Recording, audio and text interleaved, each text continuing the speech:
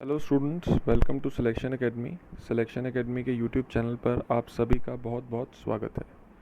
आज की इस वीडियो में हम बात करेंगे उन इम्पॉर्टेंट टॉपिक्स की जो स्पेसिफिकली DU LLM एंट्रेंस में पूछे जाते हैं। हमारी लास्ट वीडियो में हमने आप सभी स्टूडेंट्स को DU LLM एंट्रेंस के बारे में डिटेल में बताया था, और अगर आप उस वीडियो को देखना चाहते हैं तो उसका लिंक इस वीडियो के डिस्क्रिप्शन में अवेलेबल है। अगर आपको ये वीडियो पसंद आती है तो इसे लाइक करें और हमारे चैनल को सब्सक्राइब करें, जिससे फ्यूचर की वीडियोस के बारे में आपको टाइमली नोटिफिकेशन मिलती रहे। सबसे पहला टॉपिक जिसे DU LLM एंट्रेंस में पिछले 4 सालों में, दैट इज़ फ्रॉम 2017 टू 2020, सबसे ज़्यादा पूछा गया है वो है कॉन्स्टिट्यूशन ऑफ इंडिया। हर साल ऑन एन एवरेज 15 क्वेश्चन इस टॉपिक्स में से आते हैं, पर ये सब्जेक्ट इतना वास्ट है कि स्टूडेंट्स हमेशा कंफ्यूज रहते हैं कि कौन सा टॉपिक करें और कौन सा छोड़ें। इस चीज़ को ध्यान में रखते हुए हमने एक लिस्ट बनाई है जो कम्प्लीटली पास्ट ईयर क्वेश्चन पर बेस्ड है, क्योंकि आप लोगों को एग्ज़ाम में 2 महीने से भी कम वक्त रह गया है और इस टाइम पर उन टॉपिक्स पर फोकस करना ज़्यादा फ़ायदेमंद होता है जो रिपीटेड है, rather than doing the whole subject. चलिए देखते हैं कि वो टॉपिक्स कौन कौन से हैं।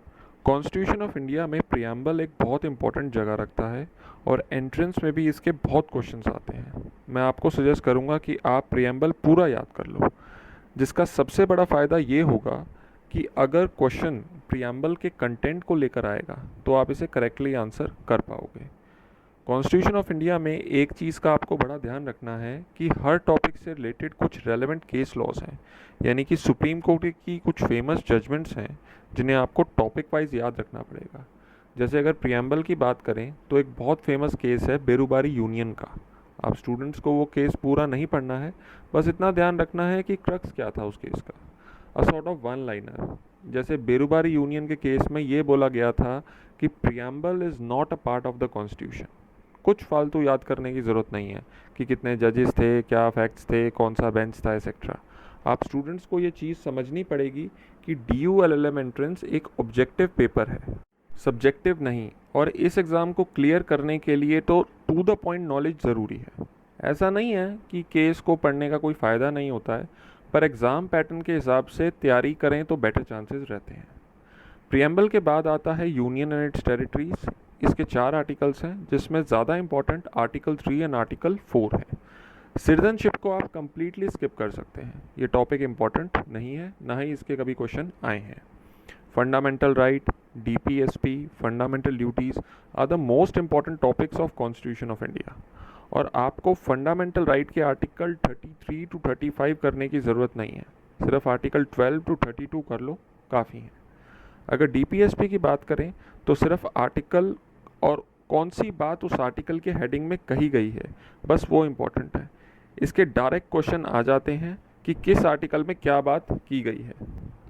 फंडामेंटल ड्यूटी भी सेम पैटर्न पे है, डायरेक्ट आर्टिकल देकर ड्यूटी पूछ लेते हैं या वाइस वर्सा।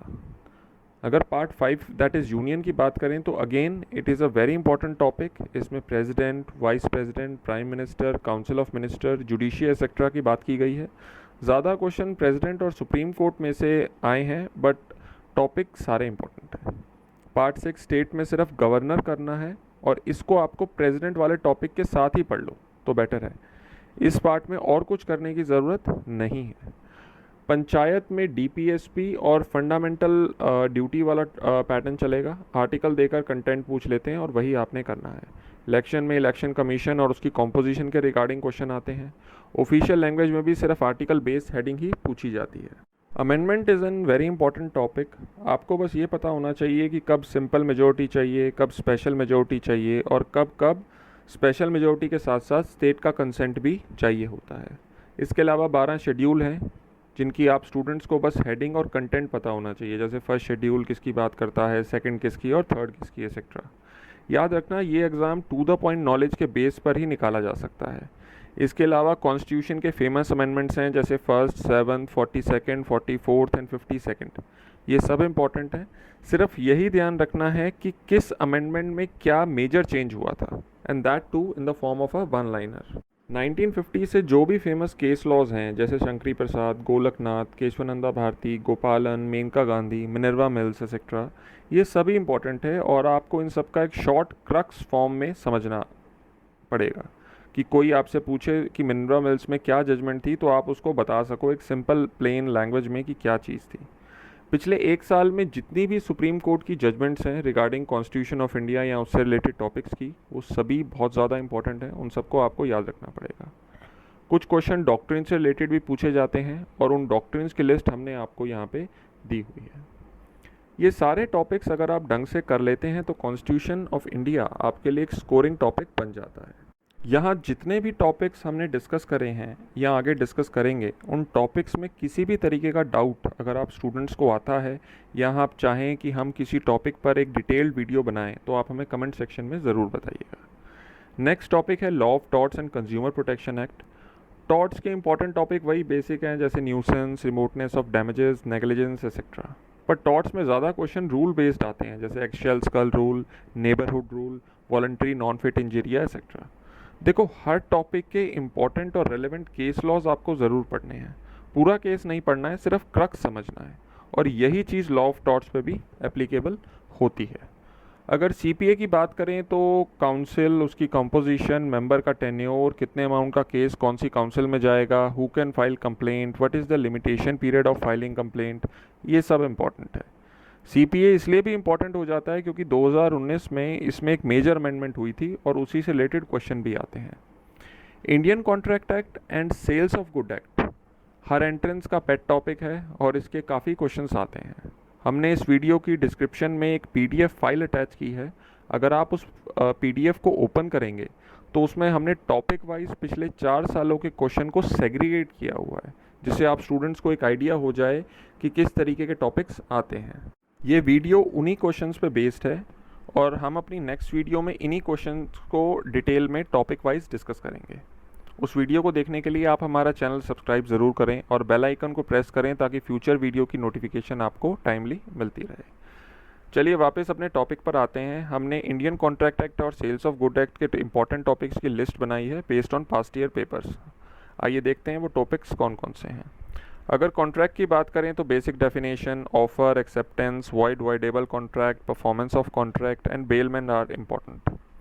आपको केस लॉज कम आते हैं इस टॉपिक से और ज़्यादातर केस स्टडीज़ आती हैं। सेल्स ऑफ गुड एक्ट में formation, effects and performance of contract are important. Right of unpaid seller is also another important topic. Next is family law, और फैमिली लॉ में Hindu marriage act, special marriage act और Muslim law important है। Succession और adoption उतने important नहीं है। ये ध्यान रखना है कि कॉन्स्टिट्यूशन ऑफ इंडिया के बाद नेक्स्ट नंबर फैमिली लॉ का आता है क्वेश्चन की वेटेज के हिसाब से। हिंदू मैरिज एक्ट में definitions, voidable marriage, restitution of conjugal rights, divorce etcetera are important. Special marriage act के क्वेश्चन पिछले 2 साल से ज़्यादा आ रहे हैं और उनमें सिर्फ केस स्टडीज़ पूछी गई हैं। Important topic of special marriage act our chapter 2, 4, 5 and 6। Muslim law में निकाह, तलाक, type of marriage that is valid, irregular, void के अलावा इद्दत के क्वेश्चन भी आते हैं। ज़्यादातर मैरिज वैलिड है या नहीं इस टॉपिक पर आते हैं। International law is also an important topic, पर इसमें केस लॉज के मुकाबले इंटरनेशनल ऑर्गेनाइजेशन पे ज़्यादा फोकस है और जो इनके पैक्ट्स वगैरह साइन होते हैं वो ज़्यादा पूछे जाते हैं। क्रिमिनल लॉ में आईपीसी और सीआरपीसी पूछा जाता है। एविडेंस बिल्कुल नहीं आता, इसे आप कम्प्लीटली स्किप कर सकते हैं। आईपीसी में इंपॉर्टेंट टॉपिक्स हैं general exceptions, offences against body, offences against property and defamation. CrPC में बेल के ज़्यादा क्वेश्चन आते हैं, specially anticipatory bail. Supreme court की famous judgement on criminal law as well as important amendments जैसे 2018 की जो अमेंडमेंट है are important along with certain famous maxims. Company law and partnership में directors, prospectors, ROC, CSR, liability of partners, minors in partnership, dissolution etcetera are important. इस topic में case laws बिल्कुल नहीं आते हैं, आप उसको स्किप कर सकते हैं। कंपनी की investigation, amalgamation, merger, public notice are also important. TPA, IPR, environment और आईटी लॉ जो हैं, इसमें टीपीए तो ईद का चांद है, कभी 6 क्वेश्चन आते हैं और कभी एक भी क्वेश्चन नहीं आता। तो मतलब इसे करना है पर उतनी मेहनत नहीं करनी है जितना और टॉपिक्स पे आप लोग करोगे। टीपीए में मॉर्टगेज और गिफ्ट आई हुई है बस, और कुछ नहीं आता। आईपीआर में वीपो से रिलेटेड क्वेश्चन आते हैं जैसे हेड कौन है, हेडक्वार्टर कहाँ है, इसके अलावा पेटेंट क्या होता है, ट्रेडमार्क क्या होता है, कॉपीराइट क्या होता है और कितने साल के लिए दिया जाता है। बस यही सब इंपॉर्टेंट है। Case laws are not important. Environment के एवरेज 3 से 4 क्वेश्चन आते हैं और वो प्रिंसिपल बेस्ड होते हैं, जैसे पब्लिक ट्रस्ट डॉक्ट्रिन, पॉल्यूटर पे प्रिंसिपल, प्रिकॉशनरी प्रिंसिपल एक्सेट्रा। इसमें केस लॉज इंपॉर्टेंट हैं, specially MC Mehta versus union of India वाले। आईटी एक्ट में सेक्शन 66 से एक हॉट टॉपिक है श्रेया सिंघल की जजमेंट के बाद, और उसी में से ज़्यादातर क्वेश्चन आते हैं। जूरिस्प्रूडेंस में जो जूरिस्ट हैं जैसे ऑस्टिन, बेंथम, कैल्सन एक्सेट्रा, इनकी थ्योरीज और कोट्स इंपॉर्टेंट हैं। कोट्स के लिए तो जो पीडीएफ आपका गया है उसी में से कर लो, बहुत है। इसके अलावा स्टेट का कॉन्सेप्ट और ऑनरशिप का कॉन्सेप्ट आर ऑल्सो इम्पॉर्टेंट, पर ध्यान रखना बेसिक आइडिया चाहिए, not a detailed one. Schools are important जैसे एनालिटिकल, नेचुरल, हिस्टोरिकल एक्सेट्रा। अगर आपको इस वीडियो से रिलेटेड कोई भी डाउट हो तो आप कमेंट सेक्शन में पूछ सकते हैं, और अगर इस वीडियो से आपको किसी भी तरीके की हेल्प मिली हो तो हमारे चैनल को सब्सक्राइब ज़रूर कीजिए। Thank you very much.